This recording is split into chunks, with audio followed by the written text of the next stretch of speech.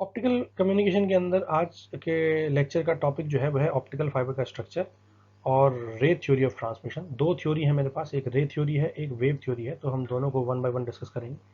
रे थ्योरी के अंदर ही एक इंपॉर्टेंट कॉन्सेप्ट आता है टोटल इंटरनल रिफ्लेक्शन का और क्रिटिकल एंगल का। काफ़ी सारे कॉन्सेप्ट्स हैं, लेकिन आज के लेक्चर में हम लोग ये दो ही चीज़ देखेंगे।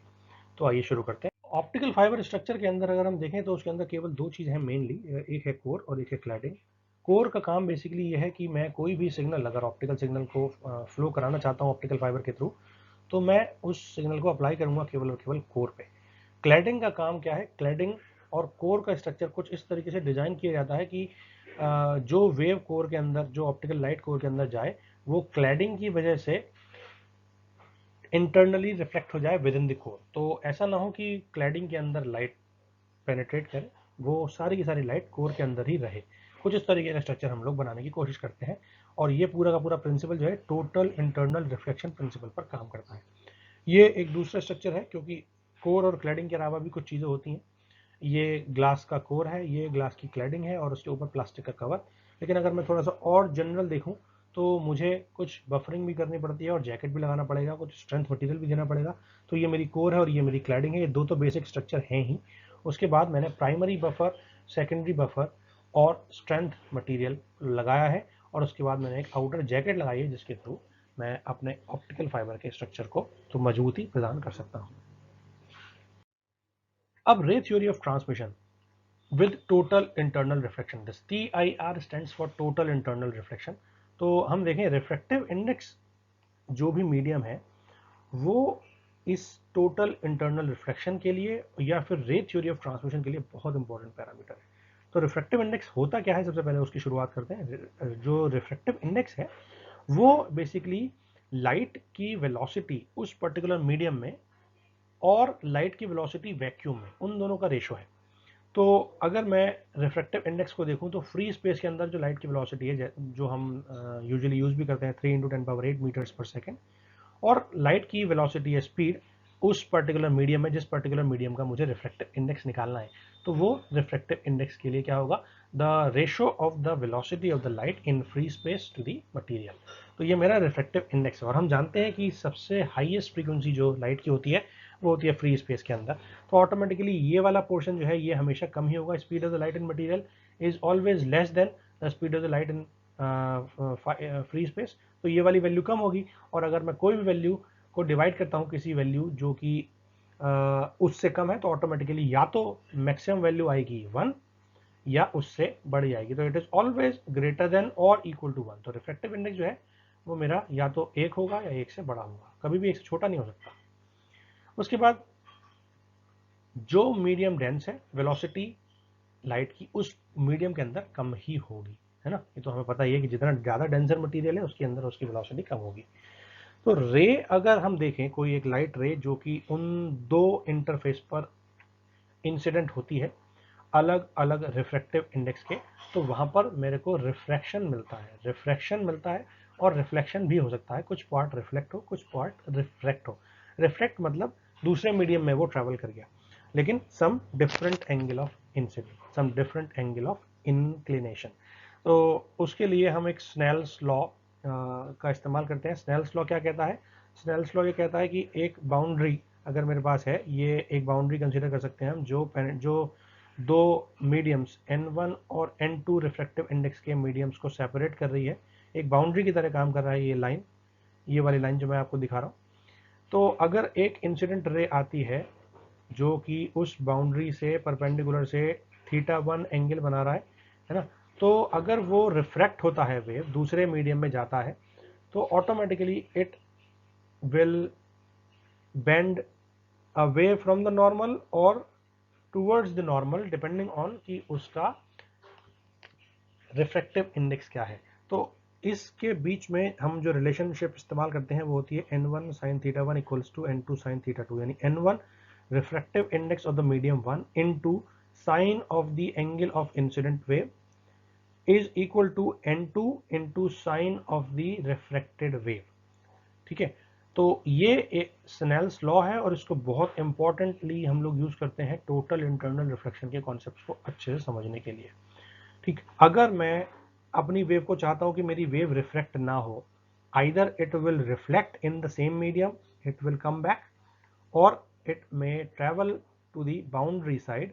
तो ऐसे केस में मुझे क्या करना पड़ेगा, मुझे ये पता है कि अगर मैं इस एंगल को ये वाला बनाना चाहता हूँ 90 या 90 से ज़्यादा बड़ा, तो ऐसे केस में मेरा एंगल कितना होना चाहिए, है ना। That angle is given by the critical angle. हम लेटेस्ट पार्ट में इस वीडियो के वो चीज़ डिस्कस भी करेंगे। उसके बाद आता है ये 3 केसेस हैं जो मैंने आपको दिखाने की कोशिश करी है। यहाँ पर पहले केस में ये पार्शियली रिफ्लेक्ट हो रही है वेव और कुछ पोर्शन रिफ्लेक्ट हो रहा है, ये रिफ्लेक्शन है, this one is reflection and this one is reflection. Reflection मतलब उस सेम मीडियम में अंदर आ गया। अगर मैं क्रिटिकल एंगल की बात करूं, क्रिटिकल एंगल की बात करता हूं मतलब वो एंगल जिस एंगल पर वेव मेरी इंसिडेंट हुई, और ऐसे इंसिडेंट हुई कि उसका जो रिफ्लेक्टेड पार्ट था वो तो था, लेकिन जो रिफ्लेक्टेड पार्ट था वो मीडियम 2 में, दूसरे मीडियम में नहीं गया। It is coming into the boundary of the two reasons, है ना। तो ऐसे केस में हम लोग इसको बोलते हैं कि ये पहली कंडीशन है जब मैं टोटल इंटरनल रिफ्लेक्शन को अचीव कर सकता हूँ। ठीक है, वेव मेरी पेनिट्रेट नहीं हुई मीडियम के अंदर, ठीक है, यहाँ पर वेव मेरी नहीं गई, वेव मेरी या तो रिफ्लेक्ट हुई थोड़ी सी, और थोड़ा सा पोर्शन जो है वो इस बाउंड्री पर ही आकर के रह गया। तो अगर ये वाला एंगल मैं थोड़ा सा और बढ़ा दूं, देखो ये वाला एंगल अभी कम था, ये वाला एंगल अब मैंने थोड़ा सा बढ़ा दिया, तो ये वाला एंगल भी ऑटोमेटिकली, ये वाला एंगल भी बढ़ेगा, θ2 बढ़ेगा मीडियम 2 के अंदर, रिफ्रैक्शन एंगल बढ़ेगा। और अगर ये 90 हो गया तो ये क्रिटिकल एंगल होगा, ये वाला एंगल क्रिटिकल एंगल होगा। अगर मैं उससे भी ज़्यादा एंगल लेता हूँ तो ऑटोमेटिकली ये वाला एंगल 90 से भी ज़्यादा आएगा, और जब 90 से ज़्यादा एंगल आएगा तो ऑटोमेटिकली मैं ये बोल सकता हूँ कि ये वाला पोर्शन भी इस रिफ्लेक्टेड वेव के साथ मर्ज हो जाएगा, तो मुझे सारी की सारी वेव रिफ्लेक्टेड मिलेगी, रिफ्लेक्टेड वाला पोर्शन जीरो होगा। तो टोटल इंटरनल रिफ्लेक्शन में इस चीज़ को अचीव कर सकता हूँ यहाँ पे, अगर मेरा angle of incidence is either equal to theta I, यानी angle of incidence is either equal to और greater than critical angle. Critical angle is denoted as theta C. तो अगर ये कंडीशन है तो मैं ये बोल सकता हूँ कि मैंने टोटल इंटरनल रिफ्लेक्शन अचीव कर लिया, है ना। ये आप देख सकते हो, दो अलग अलग फिगर्स हैं टोटल इंटरनल रिफ्लेक्शन के लिए। आप देखो ये थीटा सी है जब थोड़ा पोर्शन यहाँ आया, है ना, और जब थीटा वन इंसिडेंट एंगल, ये थीटा वन अगर इंसिडेंट एंगल मेरा थीटा सी से ज़्यादा हो गया तो मेरी सारी की सारी वेव रिफ्लेक्ट हो गई। ठीक, उसके बाद हम चलते हैं इस फिगर के थ्रू भी आप देख सकते हो बेसिकली कि ये अलग अलग एंगल ऑफ इंसिडेंस हैं, they are calculated from the unit, from the normal to the surface. तो ये एंगल है, एक एक ये एंगल है एंगल ऑफ इंसिडेंस, एक ये एंगल है एंगल ऑफ इंसिडेंस, एक ये एंगल है एंगल ऑफ इंसिडेंस। तो आप चारों केस में देखो, ये वाला एंगल, ये वाला एंगल, ये वाला एंगल और ये वाला एंगल, ये चार एंगल्स हैं। सपोज ये थीटा वन है, दिस इज थीटा टू, ये तो थीटा सी है ही, and this is theta three. तो आप देख सकते हो theta one is less than theta two, is less than theta C, is less than theta three. तो थीटा थ्री वो एंगल है जो थीटा सी से ज़्यादा है, यानी अगर थीटा थ्री चूज करता हूं मैं, तो ऐसे केस में मुझे 100% पक्का पता है कि मेरी वेव रिफ्लेक्ट हो जाएगी, कुछ भी पोर्शन रिफ्लेक्ट नहीं होगा, दूसरे मीडियम के अंदर नहीं जाएगा, है ना। अगर मैं इस चीज़ को अवॉइड करना चाहता हूं तो I should choose an angle such that it should be greater than theta C. Critical angle से वो एंगल हमेशा ज़्यादा होना चाहिए। उसके बाद क्रिटिकल एंगल, क्रिटिकल एंगल मैं आपको बता ही चुका हूं कि क्या है, वो एंगल जहां पर मेरा टोटल इंटरनल रिफ्लेक्शन की पहली कंडीशन अचीव होती है, मतलब कोई भी वेव रिफ्रैक्ट ना हो, यहाँ पर ना जाए, दूसरे मीडियम के अंदर ना जाए, है ना। तो यहाँ पर हम स्नेल्स लॉ लगा सकते हैं, n one into theta one, theta one को हमने बोल दिया थीटा सी क्योंकि ये क्रिटिकल एंगल है ना, equals to n two into sine theta two, sine theta two मतलब साइन 90। तो आप यहाँ पर लिख लो चाहे तो साइन 90, और साइन 90 विल बी 1, तो ऑटोमेटिकली इसको लिखने की कोई ज़रूरत है भी नहीं। ठीक है, तो हम देख सकते हैं इसको कि थीटा सी जो है वो क्या है, यह sine inverse of n two divide by n one. तो अगर आपको थीटा सी निकालना है, अगर आपको दो मीडियम का रिफ्लेक्टिव इंडेक्स पता है, तो you can easily calculate by using this relation. Next is critical angles पर हम देखते हैं कि एंगल ऑफ इंसिडेंस अगर क्रिटिकल एंगल से कम होता है तो मेरी रे जो है रिफ्लेक्ट होती है, दूसरे मीडियम में पेनिट्रेट कर जाती है। लेकिन जैसे ही बाउंड्री पर जो एंगल है वो ग्रेटर होता है क्रिटिकल एंगल से, मेरी सारी की सारी वेव जो है उसी रीजन में, पहले रीजन में, फर्स्ट मटेरियल के अंदर रिफ्लेक्ट हो जाती है। टोटल इंटरनल रिफ्लेक्शन के लिए हम ये कंडीशन बोल सकते हैं कि जो बाउंड्री है वो मेरी एक मिरर की तरह काम कर रही है, although it is not a mirror but the effect of the refractive index of the two materials, हम ये बोल सकते हैं कि वो जो बाउंड्री है टोटल इंटरनल रिफ्लेक्शन के लिए वो एक मिरर की तरह काम कर रही है ना। तो ये एक मिरर की तरह काम कर रही है, दैट मीन्स वो मेरा जो टोटल इंटरनल रिफ्लेक्शन के केस में मेरी बाउंड्री जो है वो मिरर की तरह काम करेगी।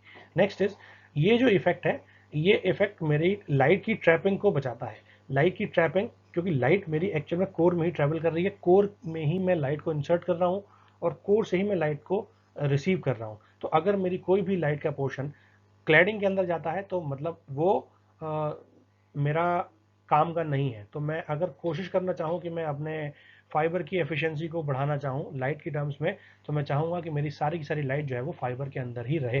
तो this principle that is TIR helps me to trap all the light in the core of the fibre. और इसके लिए मुझे कंडीशन क्या है, कंडीशन ये है कि मेरा N1 जो है कोर का रिफ्रैक्टिव इंडेक्स वो मेरा N2 यानी क्लैडिंग के रिफ्रैक्टिव इंडेक्स से ज्यादा होना चाहिए। ठीक है, आप देख सकते हो इस इमेज के थ्रू मैंने दिखाने की कोशिश भी करी है कि ये थीटा मैक्स है ना, एंगल ऑफ इंसिडेंस जो मैं यहाँ पर मेरा फ्री स्पेस है, फ्री स्पेस से मैं लाइट को एमिट कर रहा हूँ, है ना। तो ये थीटा सी है, थीटा सी या उससे बड़ा एंगल, तो ऑटोमेटिकली लाइट इधर ना जाके वो सारी की सारी रिफ्लेक्ट हो गई विद इन दी कोर, यानी सारी की सारी लाइट जो है वो इस कोर के अंदर ही ट्रैप हो गई। At any ray launched at an angle greater than the critical angle will be propagated along the optical fiber. ठीक है, थैंक यू।